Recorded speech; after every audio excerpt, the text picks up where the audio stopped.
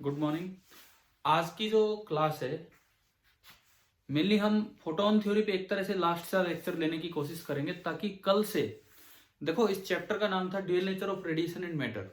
तो हम पहले पढ़ रहे हैं ड्यूअल नेचर ऑफ रेडिएशन, जिसका वेव नेचर आप पढ़ चुके हैं वेव ऑप्टिक्स में। यहाँ आपने पढ़ा उसका पार्टिकल नेचर, फोटोन नेचर। तो आज हम एक बार उस पार्ट को फिनिश करने की कोशिश करेंगे। मीन्स कल से अगली क्लास से हम dual nature of matter start करेंगे। मतलब मैटर का एक नेचर तो पार्टिकल नेचर होता ही है, एक और दूसरा नेचर वेव नेचर। कल से हम वो वाली क्लास हम स्टार्ट कर रहे होंगे। तो आज हम इस पार्ट को फिनिश करने की तरफ बढ़ते हैं। तो आज की शुरुआत यहां से होगी। These are the laws of photoelectric emission.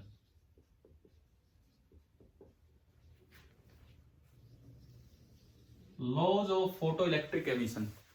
उस दिन मैंने आपको लास्ट में बताया था कि एनसीईआरटी बुक में, उस दिन मेरे पास उस समय बुक थी नहीं, अभी बुक है मेरे पास। ये मेरी बुक में पेज नंबर है 392। आप एक बार निकालिए अगर आपके पास बुक रखी है।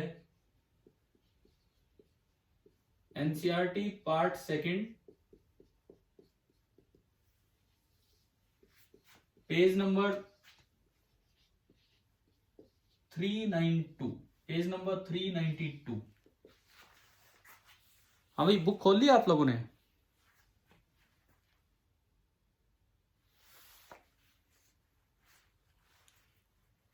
बुक निकाली है कि नहीं बताओ, अगर आपके आसपास बुक है तो। पार्टिसिपेंट्स में 11।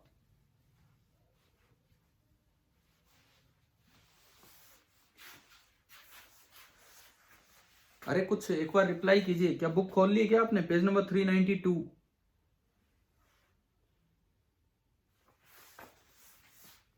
देखिए, ठीक है, तो आप एक बार बोला करो ना यस नो कुछ भी। तो पेज नंबर 392 पे, पेज नंबर 392 पे ये जो लॉज है, अलग से लॉज की तरह हेडिंग नहीं दी है, लेकिन उस पेज पे नीचे 1, 2, 3 एंड 4 ये एक्सपेरिमेंटल फीचर्स एंड ऑब्जर्वेशन इन्होंने इकट्ठे किए हैं। तो देखिए, फर्स्ट ये हमारा पहला लॉ बनता है। For a given photo sensitive material and frequency of incident radiation. एक मेटल आपने फिक्स कर दिया। मेटल फिक्स करने का मतलब है आपने फाई नॉट फिक्स किया। मेटल फिक्स करने का मतलब है कि आपने फाई नॉट फिक्स किया।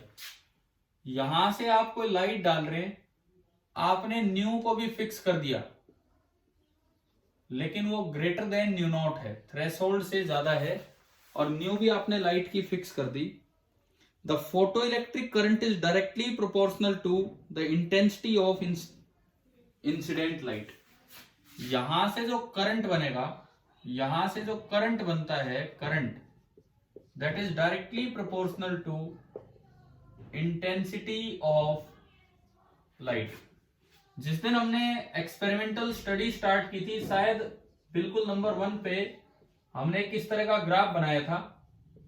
यहां पे ली थी इंटेंसिटी और यहां पे लिया था करंट, और ये डायरेक्टली प्रोपोर्शनल का ग्राफ है। तो ये आपका रूल नंबर 1 बना।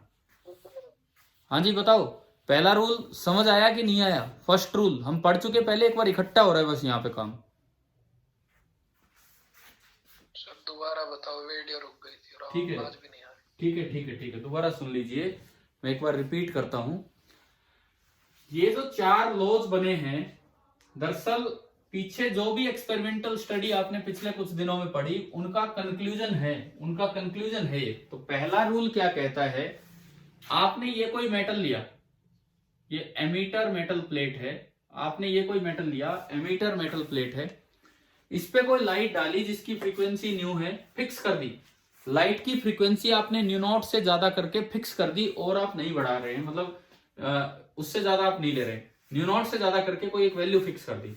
और यहां से जो लाइट आ रही है उसकी इंटेंसिटी को आप बार बार वेरी कराओगे। जैसे मान लो ब्लू लाइट है, तो पहले डिम ब्लू लाइट, फिर ब्राइट ब्लू लाइट।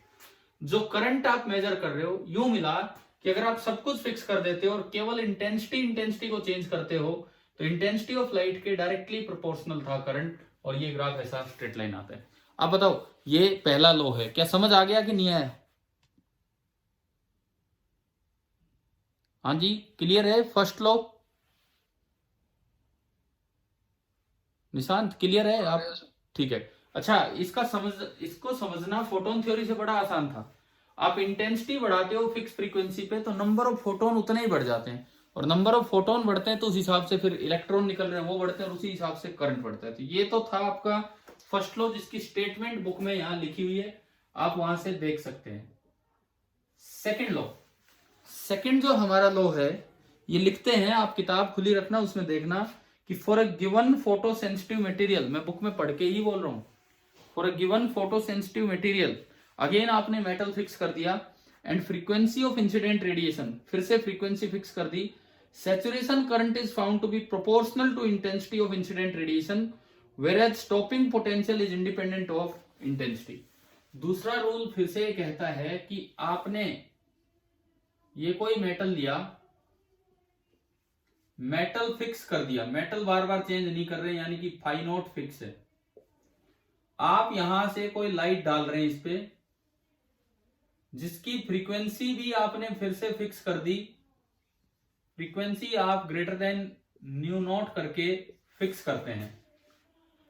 तो अब आप इंटेंसिटी को वेरी कराएंगे, तो यूं पाया गया कि यहां से जो करंट बनता है उसकी जो सैचुरेशन वैल्यू होगी, जब आप उसको वोल्टेज बढ़ा के सैचुरेट करोगे, तो जो सैचुरेशन करंट है, हम डायरेक्ट, हाँ जी बोलिए क्या कह रहे हैं, घट रही है सर।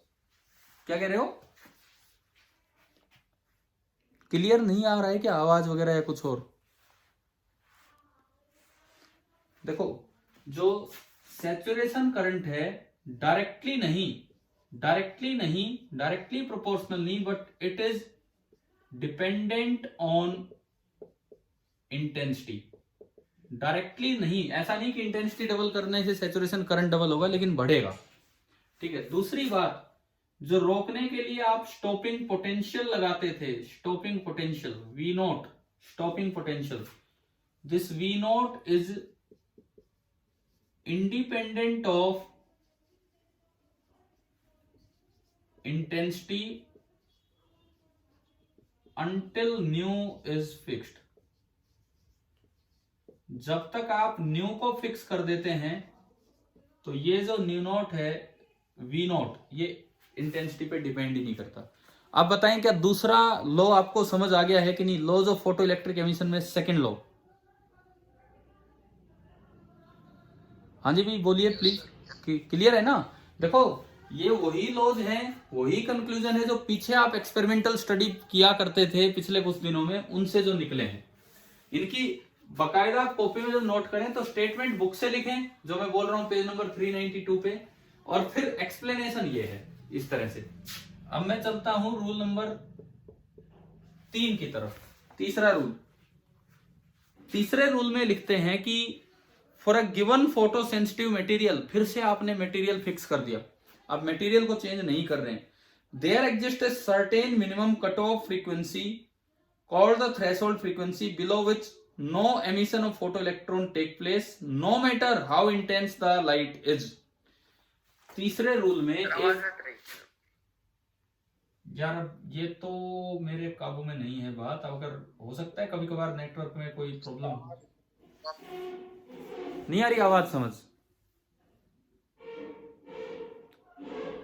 देखो, ये तो कभी कभार नेटवर्क डिस्टरबेंस हो जाता होगा, देख लेंगे, फिर भी कोशिश करें इसे समझने की, नहीं तो रिकॉर्डिंग भी आएगी थोड़ी देर में। अभी देखिए, इस बार क्या है, आपने new less than nu note किया, तो क्या कोई फोटो इलेक्ट्रॉन निकलेगा? बताओ, अगर आप nu less than nu naught कर देते हो for a fix phi naught, क्या कोई फोटो इलेक्ट्रॉन निकलेगा या नहीं निकलेगा अगर फाई नोट फिक्स नहीं है तो? ओम सांगवान जी, आपका मैसेज आया है कि आवाज क्लियर नहीं है।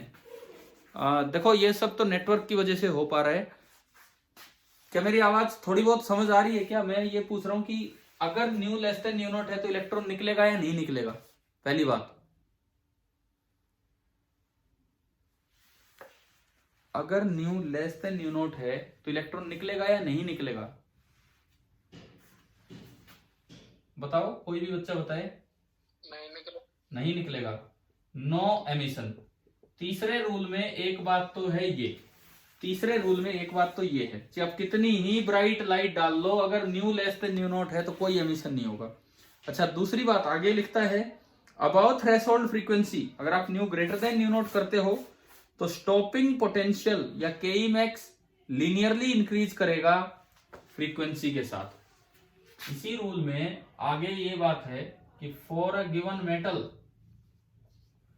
आप लाइट डाल रहे हो new greater than new not, तो जो स्टॉपिंग पोटेंशियल होगा वी नॉट, अब इलेक्ट्रॉन तो निकलेंगे, तो हमने आइंस्टाइन की इक्वेशन पढ़ी थी, के ई मैक्स कहें या E इंटू वी नोट कहें, that is equal to h nu minus phi naught. तो तीसरा रूल हमें यह कहता है कि वी नोट की पावर 1 है और यहां फ्रीक्वेंसी की पावर 1 है, यानी कि इनका ग्राफ लीनियर होगा। और हमने ये ग्राफिकल वेरिएशन भी पढ़ा हुआ है, यानी कि न्यू बढ़ाने से वी नोट बढ़ेगा लेकिन इंटेंसिटी से नहीं बढ़ेगा, न्यू बढ़ाने से वी नोट बढ़ेगा। बताओ, तीसरे रूल में दो बातें लिखी हैं, क्या ये दोनों बात आपको समझ आ गई हैं? हाँ जी, तीसरे रूल की दोनों बातें समझ आ गई हैं? हाँ भाई, कोई भी बोल दिया करो। थर्ड लॉ की क्लियर है? आवाज का भी तो मुझे नहीं पता लग रहा ना आपको सुन पा रहा है कि नहीं। तीनों रूल हो गए क्लियर? क्या कह रहे हो? थर्ड की जो सेकंड है वो एक बार रिपीट करता हूं, ठीक है। थर्ड की सेकंड में रिपीट करता हूं। एट प्रेजेंट पार्टिसिपेंट्स हैं 12, यानी कि 10 स्टूडेंट्स, ठीक है। देखो, दूसरी बात ये कहता है, तीसरे रूल में ये कहा गया कि अगर आने वाली लाइट की फ्रीक्वेंसी उस मेटल की थ्रेशोल्ड फ्रीक्वेंसी से कम है तो कोई चांस ही नहीं कि इलेक्ट्रॉन निकल जाए, कि आप कितनी ही ब्राइट लाइट डाल लीजिए, अगर न्यू नॉट से कम है तो कोई चांस ही नहीं कि वहां से इलेक्ट्रॉन निकल जाए। दूसरी बात, अगर new greater than new not करते हो और आप न्यू को वेरी करते हो, आप न्यू को फिक्स नहीं कर रहे हो, आप न्यू को वेरी करते हो, चेंज करते हो, तो जो स्टॉपिंग पोटेंशियल है, रोकने के लिए जो पोटेंशियल डिफरेंस लगाना पड़ेगा मोस्ट एनर्जेटिक इलेक्ट्रॉन को, वो डायरेक्टली प्रोपोर्शनल है किसके किसके फ्रीक्वेंसी के, लीनियरली डिपेंड कर रहा है वो फ्रीक्वेंसी के साथ। आप फ्रीक्वेंसी बढ़ाओगे, डायरेक्टली प्रोपोर्शनल एज सच नहीं है लेकिन वो लीनियरली डिपेंड कर रहे हैं। न्यू बढ़ाओगे तो के मैक्स भी बढ़ेगा और वी नॉट भी बढ़ेगा। और ये ग्राफ भी हमने बनाए, वो स्ट्रेट ग्राफ आते हैं, स्ट्रेट लाइन। अभी बताओ, समझ आ गया तीसरा रूल? हाँ जी, क्लियर है निशान? थर्ड रूल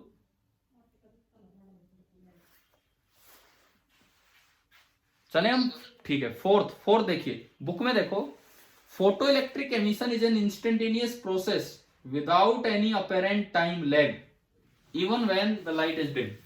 चौथा रूल ये कहता है कि आप जैसे ही लाइट डालोगे तुरंत इलेक्ट्रॉन निकलेगा, यानी कि अगर मैं करंट देखूं कितनी देर बाद आ रहा है, अगर मैं करंट देखूं कि कितनी देर बाद आ रहा है ग्राफिकल वे में, कि लाइट डालने के कितनी देर के बाद करंट आता है, तो तुरंत आता है, तुरंत। जैसे ही आप लाइट डालोगे t बराबर 0 पे, जो भी करंट आना है वो तुरंत आएगा। इवन 10⁻⁻⁹ सेकंड तक का भी टाइम नहीं लगता, उससे भी जल्दी करंट आ जाता है। अच्छा, मैं आपसे एक चीज पूछता हूं, क्या हमने ये टॉपिक कर लिया कि फोटो इलेक्ट्रिक इफेक्ट को वेव थ्योरी क्यों नहीं एक्सप्लेन कर पाई थी? क्या हम कर चुके हैं पिछली किसी क्लास में इस तरह का, पिछले लेक्चर? तो उसमें भी ये बात आई थी, इंस्टेंटेनियस नेचर वाली बात आई थी ना? हाँ, ठीक है। तो ये आपके 4 लॉज बोले जाते हैं। These are known as laws of photoelectric emission, laws of photoelectric emission. इन चारों की स्टेटमेंट आपकी बुक में दे रखी है। सीक्वेंस की तरह कोई जरूरी नहीं है कि आप सीक्वेंसली याद रखो, ये न्यूटन के लॉ नहीं है कि फर्स्ट लॉ ये, सेकंड लॉ ये, थर्ड लॉ ये, लेकिन आपको ये पता होनी चाहिए कि ये 4 बातें क्या हैं। आप एक बार ये नोट कीजिए, मैं इसका स्क्रीनशॉट लेता हूं, आप ये लिखिए। और बुक से तो चाहे बाद में लिख लेना हर एक उसके साथ।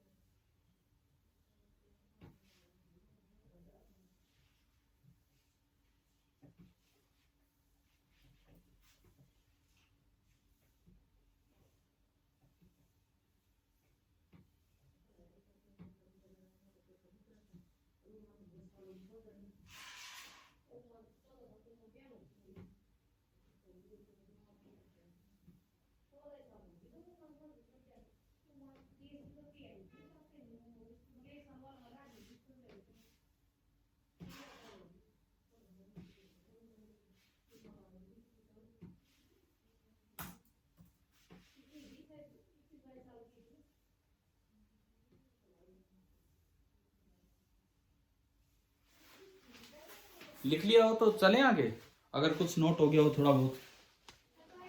Yes sir. ठीक है ठीक है ठीक है। अब मुझे आप ये बताओ, क्या फोटो इलेक्ट्रिक इफेक्ट तक का पार्ट और फोटोन थ्योरी वाला पार्ट आपके दिमाग में बैठ गया है कि नहीं, क्या है क्या नहीं है, समझ आ गई ये चीजें? Yes sir. देखो आज फिनिशिंग लेक्चर है इस पे, कल से हम dual nature of matter start करने वाले हैं कि मैटर एक पार्टिकल ही नहीं, मैटर एक वेव की तरह भी काम करता है। अच्छा, मैंने आपको CPP 2 दिए थे इन पे, तो मैं थोड़ा बहुत उनका डिस्कशन लेता हूं। CPP 1 का तो मैं काफी डिस्कशन करवा चुका हूं। मैं एक दो क्वेश्चन, क्योंकि बाद में होते रहेंगे डिस्कस, लेकिन एक दो चीजें हम डिस्कस कर रहे हैं फ्रॉम योर CPP नंबर 2।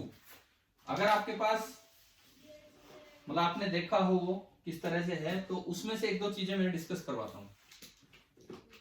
सबसे पहली बात मैं आता हूं उसके क्वेश्चन नंबर 3 पे।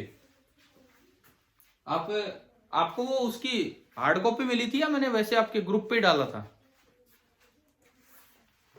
ग्रुप पे सर। ग्रुप पे था, कोई बात नहीं।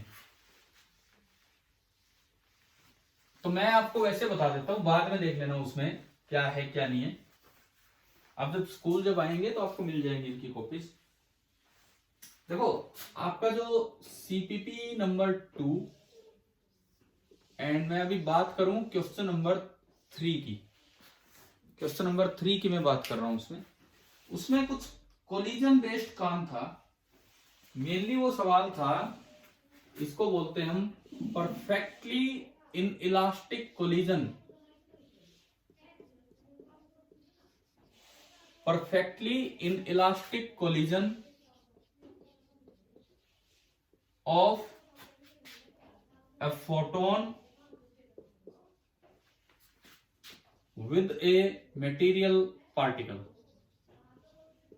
of a photon with a material particle। दरअसल इस चीज पे बेस्ड ये क्वेश्चन था। क्या था ये सवाल, सुने। A hydrogen atom moving at a speed v absorbs a photon of wavelength 120 nanometer and stops। ये कोई हाइड्रोजन एटम आ रहा है, H एटम, इसकी स्पीड है v। अब पक्का फोटोन सामने की तरफ से आ रहा होगा, नहीं तो ये रुक नहीं सकते हैं। मोमेंटम कंजर्वेशन होता है कोलिजन में, तो यूं तो ये रुक ही नहीं सकते अगर ऐसा कुछ होगा तो। मान लो ये फोटोन है और इसकी वेवलेंथ है लैम्बडा, वो दे रखी है आपको, तो ये इधर आ रहा होगा। अब इसका तो मोमेंटम है mv, जो भी इसका मास होगा। बताओ फोटोन का मोमेंटम आप कैसे लिखते थे? h by lambda. लेकिन मोमेंटम एक वेक्टर क्वांटिटी है, तो अगर आपने अगली डायरेक्शन को पॉजिटिव बोल दिया तो ये कैसा बोला जाएगा? Momentum negative. ये बिफोर कोलिजन है। अच्छा, लैम्डा आपको दिया है 122 नैनोमीटर। लैम्डा आपको दिया गया है 122 नैनोमीटर।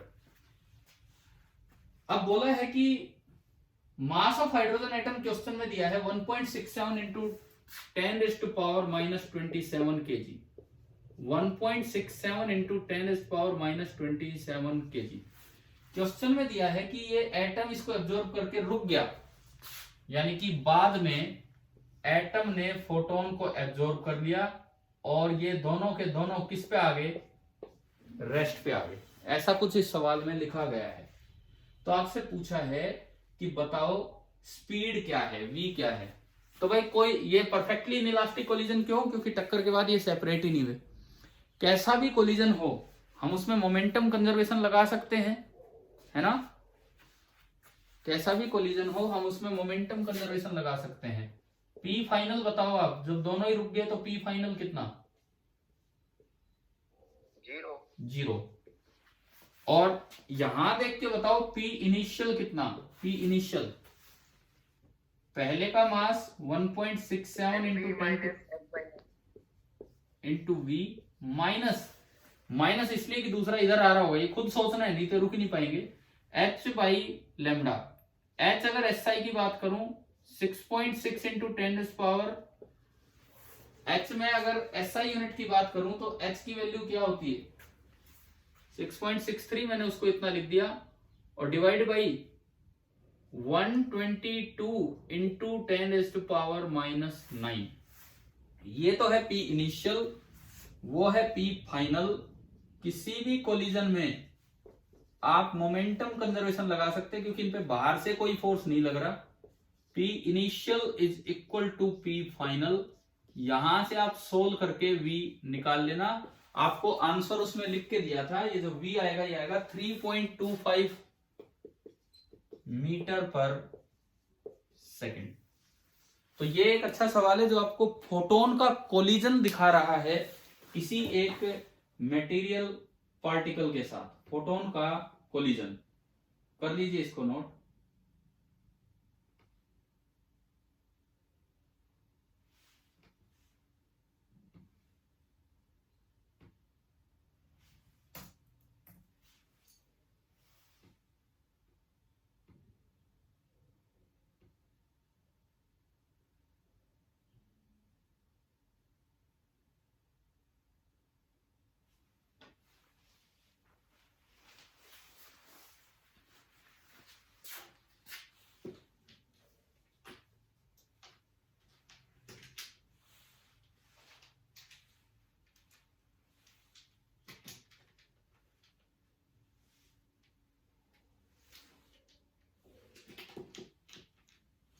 चले भाई मिटा दूं, एक चीज और सिखा दें फिर आपको।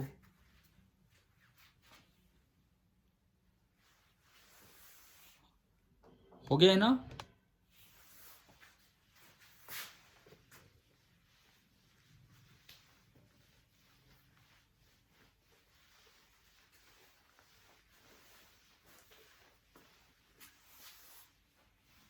अच्छा इसके बाद मैं आता हूं इसके क्वेश्चन नंबर 5 पे। क्वेश्चन नंबर 5, और वो आपको सिखाता है force on a material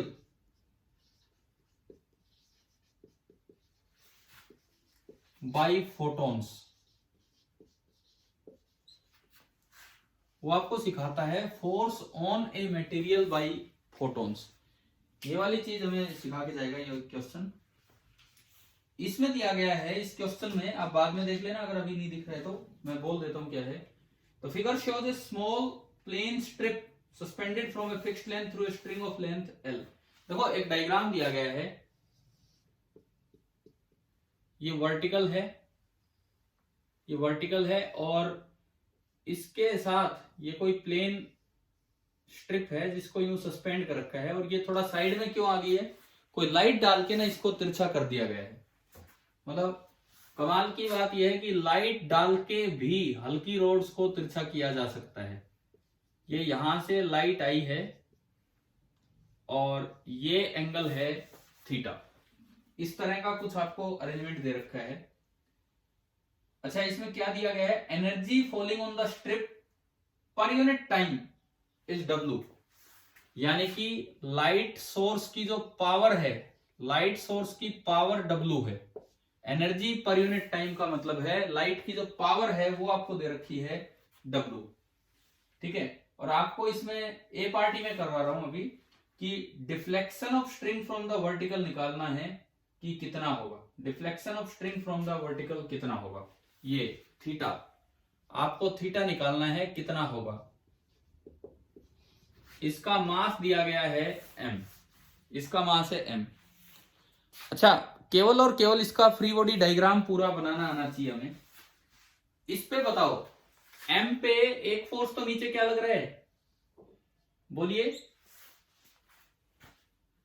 vertically down gravitational force mg।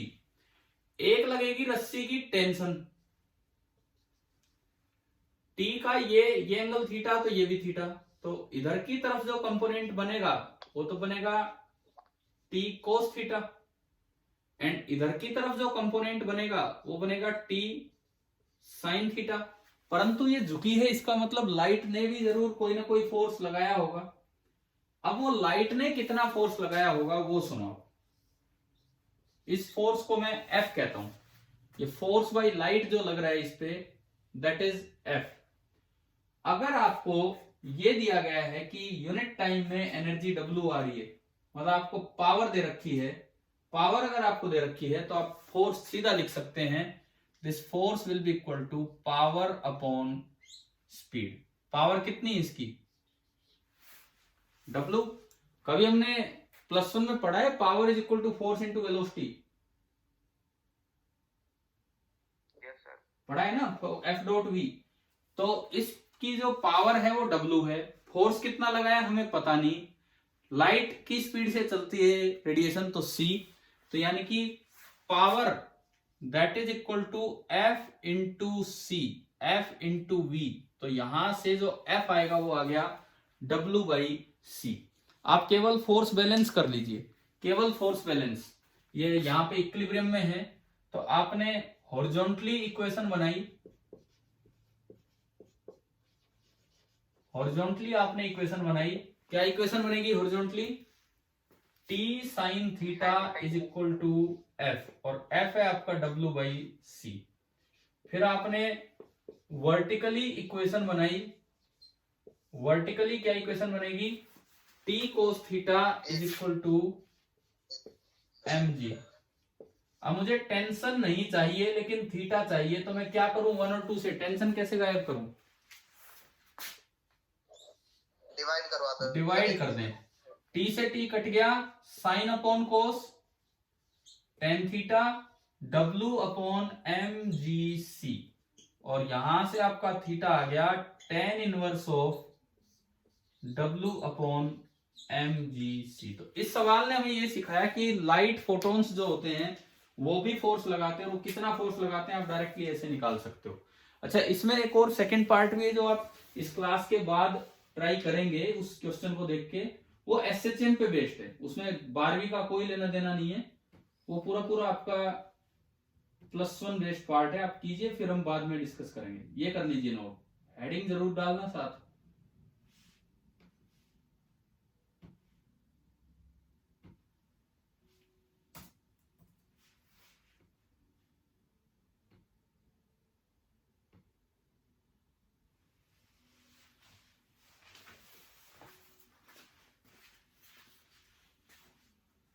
भाई समझ तो आ रहे हैं ना ये छोटे छोटे कॉन्सेप्ट्स? Yes sir. ठीक है,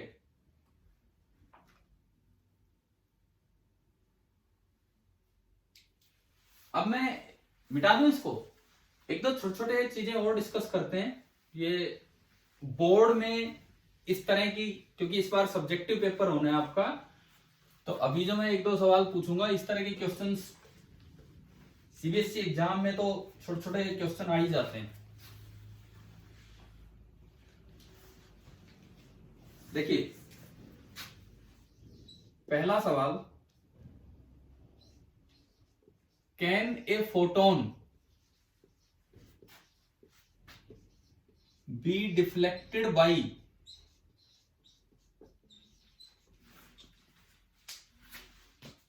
can a photon be deflected by electric field. क्या आप इलेक्ट्रिक फील्ड लगा के एक फोटोन पे फोर्स लगा सकते हो क्या? दूसरा ऐसा ही सवाल, can a photon be deflected by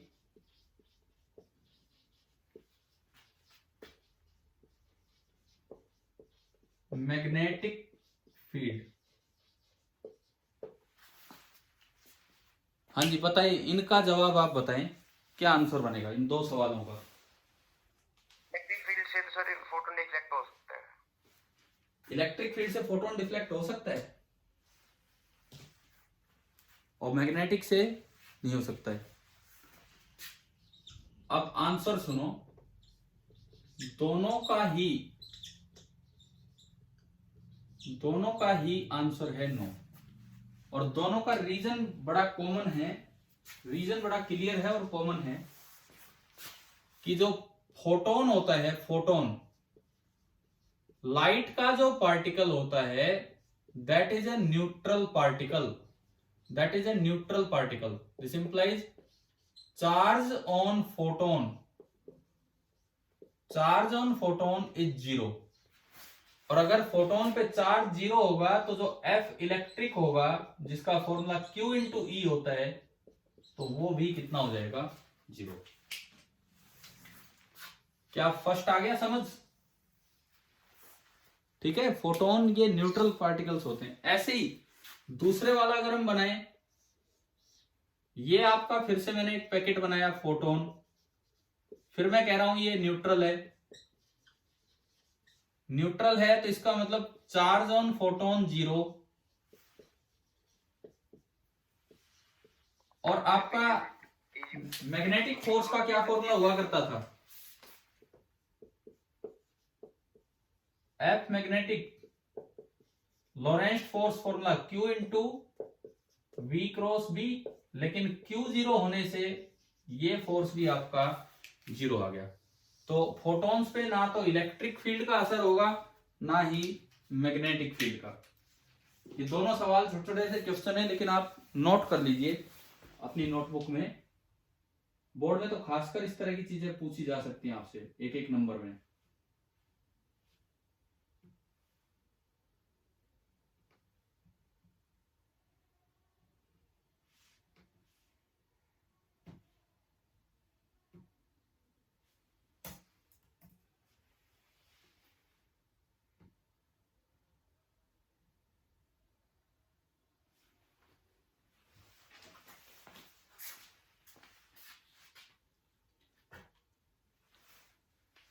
हो गया भाई?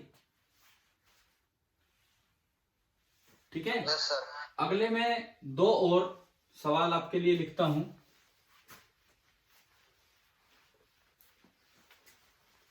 इसी टाइप के छोटे क्वेश्चन।